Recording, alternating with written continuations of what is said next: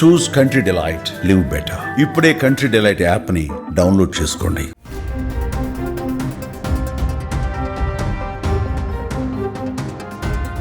అల్లు అర్జున్ హీరోగా వచ్చిన Pushpa 2 cinema premiere show సందర్భంగా గతేడాది ఆర్టీసీ క్రాస్ రోడ్ లోని సంధ్యా థియేటర్ వద్ద తొక్కిసలాట జరిగిన సంగతి మనందరికీ తెలిసిందే. ఈ దుర్ఘటనలో రేవతి అనే మహిళ మరణించగా ఆమె కుమారుడు శ్రీతేజ్ తీవ్రంగా గాయపడి కోమాలోకి వెళ్లాడు. దీంతో పోలీసులు నటుడు అల్లు అర్జున్ ను అరెస్ట్ చేశారు. ఇక మరుసటి రోజే ఆయన బెయిల్ పై విడుదలయ్యారు. అయితే ఇదే ఘటనపై తాజాగా స్పందించిన జాతీయ మానవ హక్కుల కమిషన్ హైదరాబాద్ పోలీసులపై ఆగ్రహం వ్యక్తం చేసింది.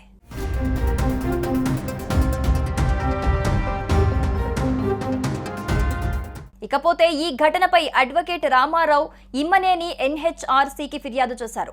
చిక్కడపల్లి పోలీసులు లాఠీ చార్జ్ చేయటం, తగిన భద్రతా ఏర్పాట్లు చేయకపోవటం వల్లే ఈ తొక్కిసలాట జరిగిందని, దీంతో రేవతి అనే మహిళ మరణించడమే కాకుండా ఆమె కుమారుడి గాయాలకు దారితీసిందని ఆయన ఫిర్యాదులో పేర్కొన్నారు. ఈ మేరకు స్పందించిన ఎన్హెచ్ఆర్సీ గతంలో పోలీసులు సమర్పించిన నివేదికలో సరైన వివరాలు లేవని సీరియస్ అయింది.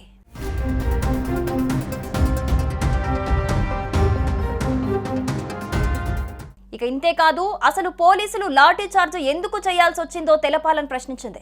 ఈ సందర్భంగా హైదరాబాద్ సిపి సివి ఆనంద్కు ఎన్హెచ్ఆర్సీకి కీలక ఆదేశాలు జారీ చేసింది. సంధ్యా థియేటర్ ఘటనలో నిర్లక్ష్యం వహించారని, విపత్తు నివారణకు ఎటువంటి చర్యలు చేపట్టలేదని, నివేదిక సంతృప్తికరంగా లేదని వ్యాఖ్యానించింది. దీంతో పాటు నివేదిక సమర్పించవలసిందిగా సిపిని కమిషన్ ఆదేశించింది. ఇక ఇదిలా ఉంటే అనుమతి నిరాకరించినా కూడా నటుడు అల్లు అర్జున్ ఎలా రోడ్ షో నిర్వహించారని ప్రశ్నించింది.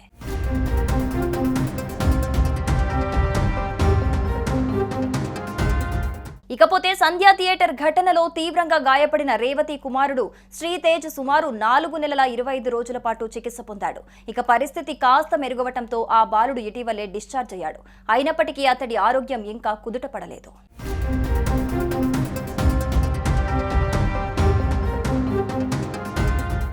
సుమన్ టీవీలో మీ పర్సనల్ అండ్ బిజినెస్ ప్రమోషన్స్ కోసం కింది నెంబర్కి కాంటాక్ట్ చేయండి.